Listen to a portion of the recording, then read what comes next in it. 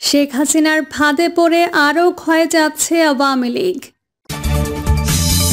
এবং সর্বশেষ জানাবো সরকারের বিবৃতি। শেখ হাসিনার উস্কানিমূলক বক্তব্যে ক্রোধের বহিঃপ্রকাশ, ৩২ নম্বরে ভাঙচুর। এতক্ষণ শুনছিলেন সংবাদ শিরোনাম, এবার বিস্তারিত। শেখ হাসিনার ফাঁদে পড়ে আরও ক্ষয়ে যাচ্ছে আওয়ামী লীগ। শেখ হাসিনার ফাঁদে পড়ে দিন দিন আরও ক্ষয়ে যাচ্ছে আওয়ামী লীগ। অতীত কর্মকাণ্ডের জন্য অনুশোচনা না করে এখনও বিদ্বেষ ছড়ানো উস্কানিমূলক বক্তব্য দিয়ে চলেছেন শেখ হাসিনা, যা ক্ষোভ অসন্তোষ বাড়াচ্ছে জনমনে। ফলে দেখা যাচ্ছে প্রতিক্রিয়া যা ক্ষতিগ্রস্ত করছে আওয়ামী লীগকে। গত বছরের ৫ আগস্ট ছাত্র জনতার অভ্যুত্থানে ক্ষমতাচ্যুত হন শেখ হাসিনা। প্রধানমন্ত্রীর পদ ছেড়ে পালিয়ে গিয়ে ভারতে আশ্রয় নেন তিনি। এখনও সেখানেই অবস্থান করছেন। ক্ষমতাচ্যুত হওয়ার পর থেকে বিদেশে বসে বিভিন্ন ধরনের উস্কানি ও বিদ্বেষপূর্ণ বক্তব্য দিয়ে যাচ্ছেন শেখ হাসিনা।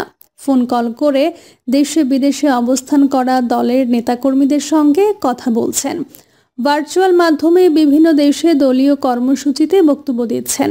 নেতাকর্মীদের সঙ্গে তার কথিত এসব ফোন আলাপ ফাঁসও হয়েছে, যেখানে নেতাকর্মীদের উস্কে দেওয়ার পাশাপাশি জুলাই আগস্টের আন্দোলনকারীদের বিরুদ্ধে জিঘাংসা ছড়াতে দেখা যায় তাকে। দীর্ঘদিনের স্বৈরশাসন এবং ছাত্র জনতার আন্দোলন দমনে যে দমন পীড়ন ও নির্যাতন এবং হত্যাকাণ্ড চালানো হয়, তার জন্য এখন পর্যন্ত তিনি জাতির কাছে ক্ষমা চাননি। এমনকি এর জন্য তার মধ্যে কোনো অনুশোচনাও নেই, যার প্রকাশ তার বক্তব্য বিবৃতিতেও বিন্দুমাত্র উঠে আসছে না। শুধু তাই নয়, কথাবার্তা বলার ক্ষেত্রেও তার মধ্যে কোনো সতর্কতা লক্ষ্য করা যায় না। আলোচিত 111 সরকারের অধীনে অনুষ্ঠিত নির্বাচনের মাধ্যমে 2008 সালে ক্ষমতায় বসেন শেখ হাসিনা। বিভিন্ন দলের ঐক্যমত্যের ভিত্তিতে প্রতিষ্ঠিত তত্ত্বাবধায়ক সরকার ব্যবস্থা বিলোপ করে তিনি 2014 সালে নির্বাচন আয়োজন করলে তা বর্জন করে বিএনপি, জামায়াত সহ বেশিরভাগ রাজনৈতিক দল, যা কুখ্যাতি পায় বিনা ভোটের নির্বাচন হিসেবে। এর ধারাবাহিকতায় জনমত ও বিরোধী দলগুলোর মতামতকে বৃদ্ধাঙ্গুলি দেখিয়ে তিনি 2018 সালে এবং 2024 সালেও করেন বিতর্কিত নির্বাচন, যা কুখ্যাতি পায় যথাক্রমে রাতের ভোট ও ডামি নির্বাচন হিসেবে। এভাবে টানা ক্ষমতার আসনে অধিষ্ঠিত থাকতে তিনি বহু রাজনৈতিক নেতাকর্মীকে ক্রসফায়ারে হত্যা, গুম ও নিপীড়ন করেছেন বলে অভিযোগ রয়েছে। এছাড়া উন্নয়নের আড়ালে দেশকে 18 লাখ কোটি টাকারও বেশি পাচার বা লুটপাট করা হয়েছে বলে বিভিন্ন প্রতিবেদনে উঠে আসছে। তার সরকারের এহেন লুটপাট, দুর্নীতি ও নিপীড়নের বিরুদ্ধে আগে থেকেই ক্ষোভের দানা বাঁধছিল। গত জুলাইয়ে কোটা সংস্কার আন্দোলন শুরু হলে তার দমনে নিষ্ঠুরভাবে বল প্রয়োগ করে শেখ হাসিনার সরকার। রাজপথে আন্দোলনকারী ছাত্রদের ওপর নির্বিচারে গুলি ছোড়ার পাশাপাশি হেলিকপ্টারও ব্যবহার হতে থাকে বিক্ষোভ দমনে। এতে ছাদে খেলতে যাওয়া শিশু থেকে শুরু করে বারান্দায় বাবার কোলে থাকা শিশুও গুলিতে প্রাণ হারায়। সরকারি হিসেবে জুলাই আগস্টের আন্দোলনে পুলিশ, র্যাব, বিজেপি ও আওয়ামী লীগের ক্যাডারদের হাতে প্রায় 800 মানুষ হত্যাকাণ্ডের শিকার হয়েছে। তবে আন্দোলনকারীদের হিসেবে এই সংখ্যা প্রায় 2000-এর মতো। শিশু, নারী থেকে শুরু করে নিরীহ জনতার ওপরও হাসিনার সরকার খড়গহস্ত হলে আন্দোলন তুঙ্গে ওঠে। যোগ দেয় দল মত নির্বিশেষে সব শ্রেণী পেশার মানুষ। গত বছরের 5 আগস্ট লাখো ছাত্র জনতা রাস্তায় নেমে এলে শেখ হাসিনা ভারতে পালিয়ে যান। তার আগে পরে পালিয়ে যান আওয়ামী লীগের অনেক নেতাকর্মী এবং সাবেক মন্ত্রী, এমপিরা। গা ঢাকা দেন দলটির দেশে থাকার নেতাকর্মীরা। হাসিনা সরকারের পতনের পর 8 আগস্ট নোবেলজয়ী অর্থনীতিবিদ ডক্টর মোহাম্মদ ইউনূসের নেতৃত্বে গঠিত অন্তর্বর্তী সরকার জুলাই আন্দোলনের সংগঠিত হত্যাকাণ্ডের বিচারের ঘোষণা দেয়। এদিকে আন্দোলনকারীদের ওপর সশস্ত্র হামলা ও হত্যার অভিযোগে কেন্দ্র থেকে শুরু করে জেলা, উপজেলা, ইউনিয়ন, ওয়ার্ড পর্যায় পর্যন্ত আওয়ামী লীগ ও এর সহযোগী সংগঠনগুলোর অভিযুক্ত নেতাকর্মীদের নামে মামলা হতে থাকে। শীর্ষ পর্যায় থেকে শুরু করে জেলা, উপজেলা ও ইউনিয়ন পর্যায়ের অনেক নেতা, সাবেক মন্ত্রী, প্রতিমন্ত্রী ও এমপি গ্রেপ্তার হন, যান কারাগারে। শীর্ষ পর্যায়ের নেতাদের অনেকের নামে হয়েছে অর্ধশতাধিক মামলা। এই পরিস্থিতিতে হাসিনার সমালোচক নিরীহ আওয়ামী লীগের কর্মীরা যখন স্বাভাবিক জীবনযাত্রার আশায় দিন গুনছেন, তখন ঠিক আওয়ামী লীগকে মাঠে নামতে বিভিন্ন কর্মসূচি ঘোষণা করছেন শেখ হাসিনা। অভ্যুত্থানের গ্রাফিতির ওপর রাতের আধারে চোরাগোপ্তায় লিখতে বলা হচ্ছে হাসিনার নামে নানান স্লোগান, যা অভ্যুত্থানের কর্মীদের বিক্ষুব্ধ করছে। তার নির্দেশে এই ফেব্রুয়ারি মাসে আওয়ামী লীগের কর্মসূচি ঘোষণা করা হয়েছে। কর্মসূচি পালনের জন্য নেতাকর্মীদের রাস্তায় নামার নির্দেশ দিয়েছেন শেখ হাসিনা। এর মধ্যে লিফলেট বিতরণ করতে গিয়ে অনেকে গ্রেপ্তার হয়েছেন। এছাড়া আন্দোলনকারীদের হুমকি ধামকি দিয়ে তার নানান বক্তব্য ছড়িয়ে দেওয়া হচ্ছে আওয়ামী লীগ ও তার সহযোগী সংগঠনগুলোর নেতাকর্মীদের সোশ্যাল মিডিয়ার প্ল্যাটফর্মে। এসব নিয়ে বিদেশ ছড়িয়ে যাচ্ছে বিদেশে পালিয়ে নিরাপদে বিলাসী জীবনযাপন করতে থাকা দলটির কতিপয় নেতাকর্মী ও অ্যাক্টিভিস্ট। এতে ছাত্র জনতার অসন্তোষ আরও বাড়ছে। অসন্তোষের আগুনে ঘি ঢেলে দিয়েছেন সেই শেখ হাসিনাই। বুধবার রাতে তিনি নিষিদ্ধ ঘোষিত ছাত্রলীগের নেতাকর্মীর উদ্দেশ্যে ভাষণ দেবেন বলে আগে থেকে প্রচারণা চালাতে থাকেন। এই ভাষণের খবর ছড়িয়ে পড়ার পর বিক্ষুব্ধ হয়ে ওঠে ছাত্র জনতা। তাদের অভিযোগ, ভারতে বসে ভাষণ দিয়ে শেখ হাসিনা বিদ্বেষের আগুন ছড়াচ্ছেন। এই প্রেক্ষাপটে একদল বিক্ষুব্ধ ছাত্র জনতা ধানমন্ডি ৩২ নম্বর অভিমুখে মার্চ করার ঘোষণা দেয়। ১৯৭৫ সালের ১৫ আগস্ট নিহত হওয়ার আগ পর্যন্ত ধানমন্ডি ৩২ নম্বর সড়কের ১০ নম্বর বাড়িতেই থাকতেন শেখ হাসিনার বাবা শেখ মুজিবুর রহমান। বাড়িটি পরবর্তী সময়ে বঙ্গবন্ধু স্মৃতি জাদুঘরে রূপান্তরিত করা হয়।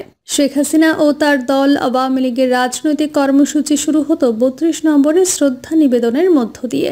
এমনকি হাসিনার অনুগত অনেক সরকারি আমলাও এখানে শ্রদ্ধা নিবেদন করে তাদের কার্যক্রম শুরু করতেন। এই বঙ্গবন্ধু ভবনের সামনে বুধবার সন্ধ্যার পর থেকে সমবেত হতে থাকে ছাত্র জনতা। পূর্ব ঘোষণা অনুযায়ী রাত ৯টায় শেখ হাসিনার ভার্চুয়াল ভাষণের সময় নির্ধারিত ছিল। যদিও হাসিনার অডিও ভাষণ প্রচার হয়। তার এই ভাষণকে কেন্দ্র করে ছাত্র জনতা ধানমন্ডি ৩২ নম্বরে বিক্ষোভ মিছিল করতে থাকে। এক পর্যায়ে তারা বিক্ষুব্ধ হয়ে বাড়িটিতে ভাঙচুর ও আগুন ধরিয়ে দেয়। পরে হাসিনার বাসভবন সুধার সদনেও আগুন দেয় বিক্ষুব্ধ ছাত্র জনতা। এছাড়া খুলনায় এক সময়কার প্রবল প্রতাপশালী শেখ বাড়ি, কুষ্টিয়ায় আওয়ামী লীগ নেতা মাহবুবুল আলম হানিফের বাড়িসহ বিভিন্ন এলাকায় আওয়ামী লীগের প্রভাবশালীদের স্থাপনায় ভাঙচুর করেছে বিক্ষুব্ধরা।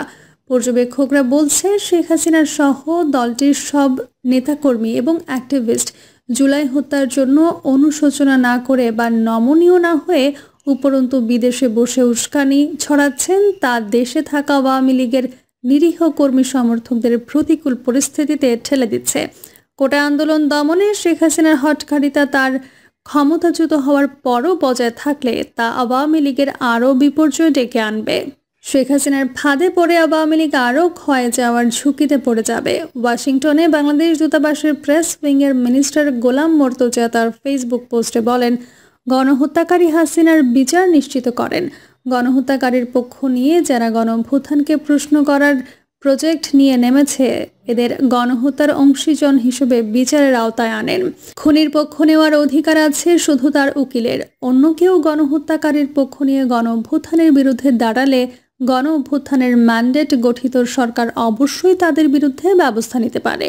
ভাঙার চেয়ে খুনি অপরাধী চক্রের বিরুদ্ধে কঠোর মনোভাব দেখিয়ে ব্যবস্থা নেওয়া জরুরি। খুনিরা বিদেশে পালিয়ে গেল, সেখান থেকে উস্কানি দিচ্ছে, উত্ত্যক্ত করছে। এদের দেশের সম্পদের দিকে নজর দেন। শহীদ পরিবারের হক আছে খুনে লুটেরাদের সম্পদে। গণঅভ্যুত্থানের শক্তি মিনমিন করলে ধ্বংস হয়ে যেতে হবে। জামায়াতে ইসলামের আমির ডক্টর শফিকুর রহমান তার ভেরিফাইড ফেসবুক পেজ থেকে দেওয়া এক স্ট্যাটাসে বলেন, সার্বিক পরিস্থিতির জন্য পালিয়ে যাওয়া ফ্যাসিস্ট শেখ হাসিনার উস্কানি মূলত দায়ী। মনে রাখতে হবে, শেখ হাসিনা কখনোই বাংলাদেশের মানুষকে অন্তরে ধারণ করে না। এটি তার ঘৃণিত স্বভাব। সরকারের বিবৃতি, শেখ হাসিনার উস্কানিমূলক বক্তব্যে ক্রোধের বহিঃপ্রকাশ। ৩২ নম্বরে ভাঙচুর।